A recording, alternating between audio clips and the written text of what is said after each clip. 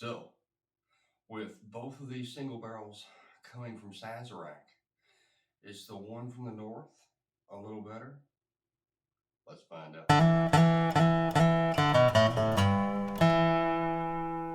All right, so with that, Sazerac makes two different products. Both of them are single barrels. We've got Blanton's and we've got Caribou Crossing. And so Caribou Crossing is made in Canada. It is shipped down to Sazerac in Kentucky, and then they select the best barrels out of about 200,000 different barrels to get their single barrels for this. And then this one is actually made in Kentucky, bottled in Kentucky at the Sazerac plant. This one's bottled in the Sazerac plant as well. And so let's see, picked by the same guy, which one's better? Is it Blanton's of the North or the real Blanton's? This ought to be fun.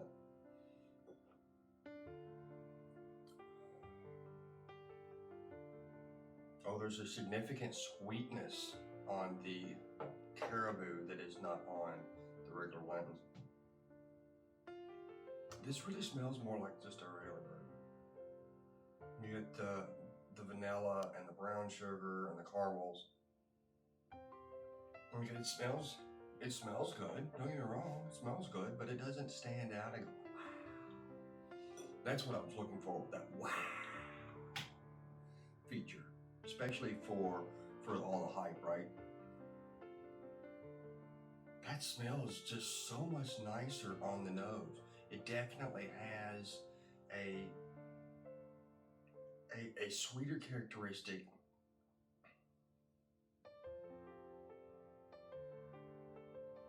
Almost like a sticky bun smell. Yeah, I'm sorry. So on the nose, ding, Canada wins this one. All right, let's find out what happens when we get her done. Cheers.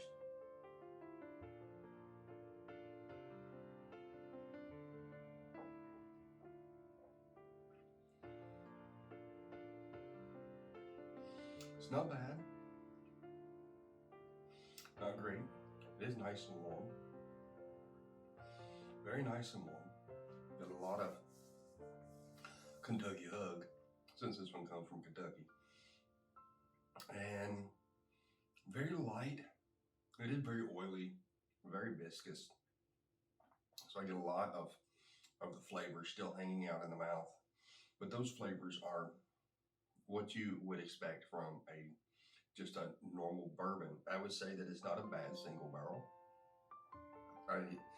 It has all of the viscosity and that oiliness and things that you expect out of something that's typically a higher proof than this. This is only a 92 proof, 93 proof, I think, actually. Yep, 93 proof, whereas this one is 92, 80. Yeah, we should have looked at that first. So we got a 93 proof versus 80. There should be a significant difference there. I really enjoyed the viscosity and the finish on the Blanton's. The flavors were kind of meh. They were pretty straight down the middle of the road with everything. Let me give you another sip and then I'll tell you all of those flavors.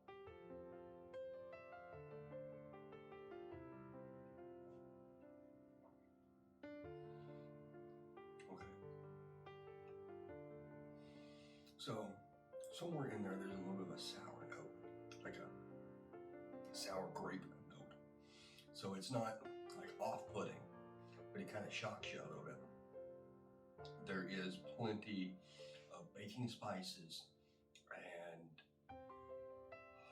honey and caramel, vanilla, maybe a little bit of cinnamon, and there's a sour grape. And that's about it. Like I said, it's not bad. It's not bad. It's more the middle of the road. The thing that I would say that I like the most out of this is that it is so viscous and so oily that it really, gets you in there in your mouth, and it leaves a reminisce. Oh, goodness. It leaves a reminiscing trail of flavor that reminding you that you just had a drink. And now for the old Canadian.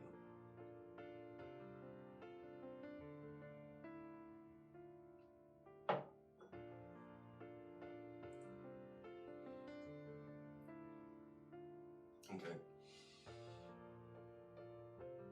Almost no viscosity. Or there's some oiliness. It's still oily, but it's not viscous at all compared to what we got out of the Blantons. So the flavors, this tastes like a Canadian whiskey.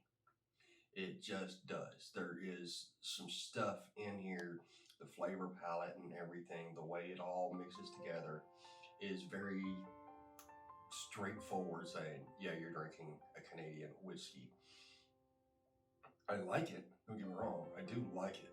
And as far as everything goes, I think it's a great 80 proof offering.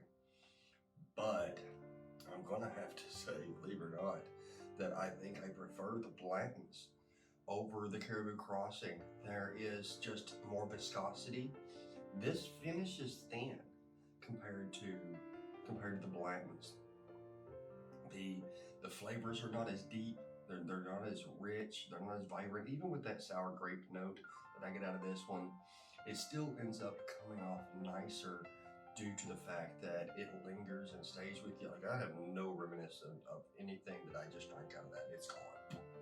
And I'm still reminiscing a little bit on this one because that oiliness and that viscosity hasn't completely left, even after I had a sip of this one. So that's going to be my pick. I think that if I had to pick between the two, I'm going to have to say that Caribou Crossing is not a Blanton's killer. Blanton's is going to survive this one. All right. Well, subscribe if you like the content, and go get you some. We'll see you on the next time.